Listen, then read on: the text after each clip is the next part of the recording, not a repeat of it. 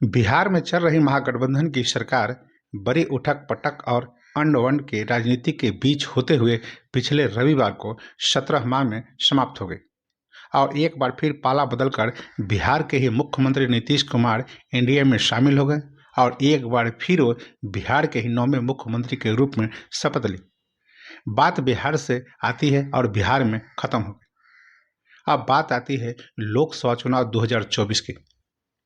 क्या बीते चुनाव में 17 सीटों पर लड़ने वाले जनता दल यू को इस बार कितने सीटें मिलेगी?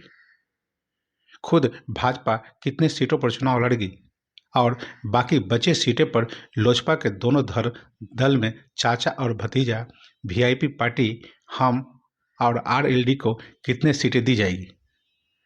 तो आइए इसे समझने और जानने का प्रयास करते हैं। तो सबसे पहले नमस्कार, आप देख रहे हैं न्यूज इंडिया और मैं आपके साथ विपिन।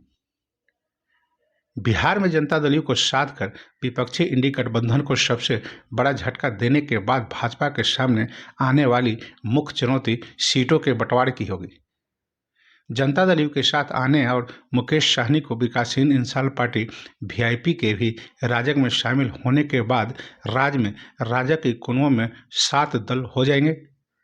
ऐसी स्थिति में सबसे अधिक घाटा जनता दल यू को ही उठाना होगा, जबकि मिशन क्लीन स्वीप को असली जमा पहनाने के लिए भाजपा को भी सहयोगियों को साधे रखने के लिए अपना दिल बड़ा करना होगा। दरअसल भाजपा की रणनीति राजद की अगुवाई वाले महागठबंधन को यादव मुस्लिम मतदाता वर्ग तक ही सीमित कर देने की है। जनता दल यू के साथ छोड़ने के बाद पार्टी ने उपेंद्र कुशवाहा, जीतनराम मांझी और लोजपा के दूसरे धड़े के नेता चिराग पासवान को साधा था, जबकि वीआईपी के मुकेश सहनी से बातचीत अंतिम दौर में थी। तब भाजपा ने खुद 28 सीटों पर लड़ने और सहयोगियों के लिए 12 सीटें छोड़ने का फॉर्मूला तय किया था। हालांकि जनता दल यू के साथ आने के बाद पार्टी को नया फॉर्मूला तय करना होगा। वहीं भाजपा सूत्रों के मुताबिक बीते चुनाव में 17 सीटों पर लड़ने वाले जनता दल यू को इस बार 10 से 12 सीटें ही मिलेगी। खुद भाजपा अधिकतम 20 सीटों पर चुनाव लड़ेगी। बाकी बची सीटें लोजपा के दोनों धड़ों वीआईपी, हम और आरएलजेडी को दी जाएगी। पार्टी की चुनौती इसलिए भी बड़ी है क्योंकि विपक्षी महागठबंधन सीट बंटवारे में फूट का इंतजार कर रहा है। इसे भांपते हुए जनता दल यू के इतर दूसरे सहयोगी पुराने फॉर्मूले के तहत सीट मांग सकते हैं। पुराना प्रदर्शन दोहराने के लिए भाजपा किसी सहयोगी को छोड़ने की स्थिति में भी नहीं है। जनता दल यू के साथ आने से पहले की तरह अति पिछड़ा वर्ग राजग से जुड़ेगा।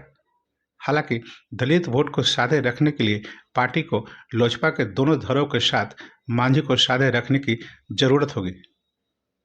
इसी तरह लवकुश समीकरण को साधे रखने के लिए पार्टी को कुशवाहा की जरूरत है। जनता दल यू के हटने के बाद इन्हीं पार्टियों के जरिए भाजपा नई सोशल इंजीनियरिंग तैयार कर रही थी।